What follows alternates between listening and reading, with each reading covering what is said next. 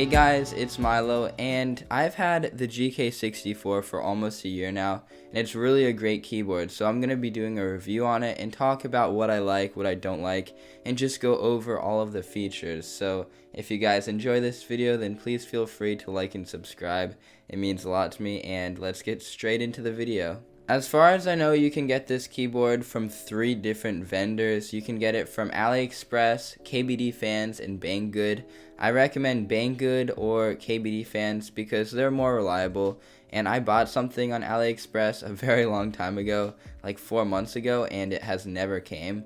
And their customer support's just absolutely terrible. So don't get it there. But even though I bought this on KBD Fans, it was coming from China. And I think that was during the start of the pandemic too, so the shipping was pretty bad. But when it came, I was so excited. I mean, it's an aluminum keyboard, guys. Once you go from plastic to aluminum, you can really feel a difference. So I basically, right off the bat, put a foam layer inside of it, put in new switches. At first, I had Gateron brown switches, which are very, not tactile. I don't recommend having those.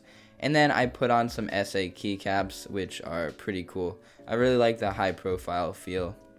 So right off the bat, I'm just going to start talking about the case because that's the main selling point. It's a very nice aluminum case. I do like how it has rounded edges and it also has some curves inside of it. And it's machined pretty well. It has a pretty smooth surface. And the one thing that I don't really like about the case is that it's not very high profile. It's in the middle of high profile and low profile. So there's kind of a border around the switches, but you can still see most of the switches. So if they do a round 2 of this design, then I would hope they make it higher profile. So the next thing to talk about is the PCB. So this is a hot swap PCB. It's 60%, actually 64%, which is kind of strange because it's not exactly standard. So you do need to buy special keycaps for this.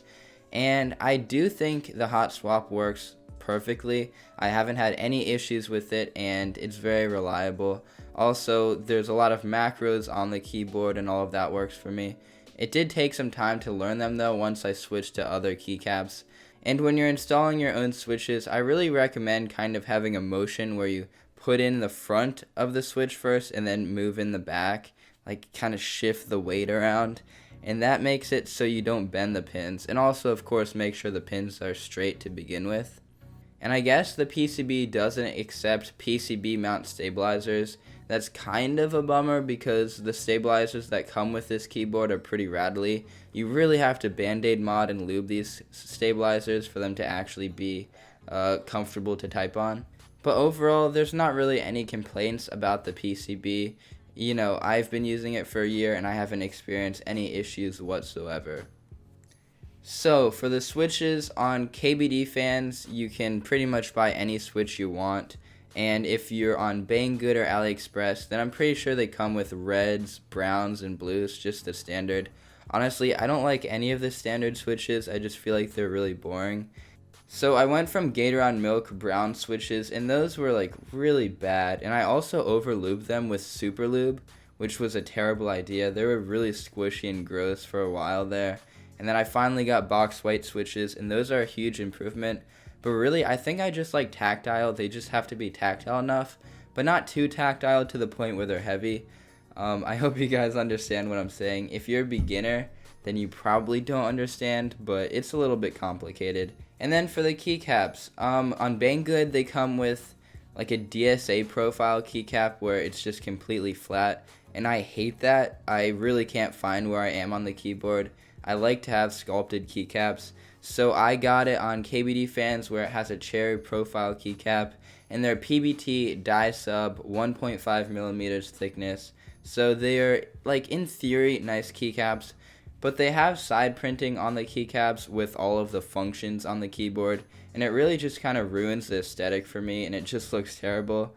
So I eventually switched over to SA keycaps, and I didn't want to wait for a group buy, so I got Dami keycaps. They're SA, I love the high profile, and the colorway is really nice. They're really thick, and since they're double shot ABS plastic, they're smooth, and they have really crisp legends. Honestly, I have no complaints about this other than the fact that I got pink keycaps. So if Yunzi ever sends me new keycaps, then I'll definitely try and get like a blue color. And actually, pink isn't that bad, but when it's all pastel colors, it is pretty feminine, honestly. I'm just gonna be honest. And I guess I didn't really think about this before the video, but the switches and the keycaps really just depend on what combination you get. You can get really crappy switches and keycaps, or you can get really nice ones, so it just depends. And if you're a beginner, I recommend buying cheap stuff at first, so you actually know what you want. And then I recommend going into more expensive things like group buys and, $100 keycap sets. I still think $100 is too much for keycaps. They should go down to like around $60 in my opinion. And for the software, the GK64 and all the Skylong keyboards have awful software. You download it and the keyboard has a microphone inside of it to begin with. So I feel like the Chinese government's spying on me when I use this keyboard. And also, it's just so hard to use, and you just can't really understand this without putting in a lot of time and effort. It's just unnecessarily confusing and bad. And the RGB is controlled by the software too, and I never really felt the need to use that because I just have it on the default RGB setting. It's like a slow wave where it just shifts between all the colors, and I think that looks nice. And the RGB is very bright and vibrant, and you can customize the functions of the RGB through the keyboard, so thankfully you don't need the software for that. And I know a lot of adults hate RGB. Some people love it. It's very controversial, but for me, it's alright. I like to see color and have everything lit up. And on the ceiling, I have RGB lights. I have a RGB light bulb right behind me. So I like RGB, but I'm also a teenager. So it's so much personal preference, guys. If you really hate RGB, you can just turn it off. And then that's pretty much it. And in summary, guys, I really love this keyboard. There's not really many issues I have with it, and it's been functioning perfectly so far. I don't like that there's a microphone in it because I'm scared the Chinese government is listening to everything I say. But I also have TikTok on my phone, so I might not have to worry about that because they're already spying on me. I don't like that the bottom row is not standard because the shift is really short. It's only 1 unit. And the bottom row is kind of messed up with the arrow keys. So it would be better if this was a 65% keyboard. That would kind of solve all the compatibility issues. And then the stabilizers that come with the keyboard are also trash, so you really have to lube it and band-aid mod it and do everything you can to get them to sound nice and be less rattly. If they just made it so you could have PCB mount stabilizers, that would really just be nice. Yeah, I can't really think of many other issues with this. I mean, it's USB-C. That's standard nowadays, and it's awesome that this keyboard has it. Pretty much every keyboard has it, though, except for, like, maybe Corsair that doesn't have a detachable cable. That just doesn't make sense. I don't know why anybody would buy a Corsair keyboard in the first place. And overall, the case is awesome. It's aluminum. It feels great. It has a nice finish to it. The keycaps and the switches really depend on what you have, but for me, I really love the keycaps and switches. Yeah, I guess the software is pretty bad, but I never use the software for anything, so that doesn't matter. And that's pretty much it for this video, guys. I've been using this keyboard for a year, and I love it.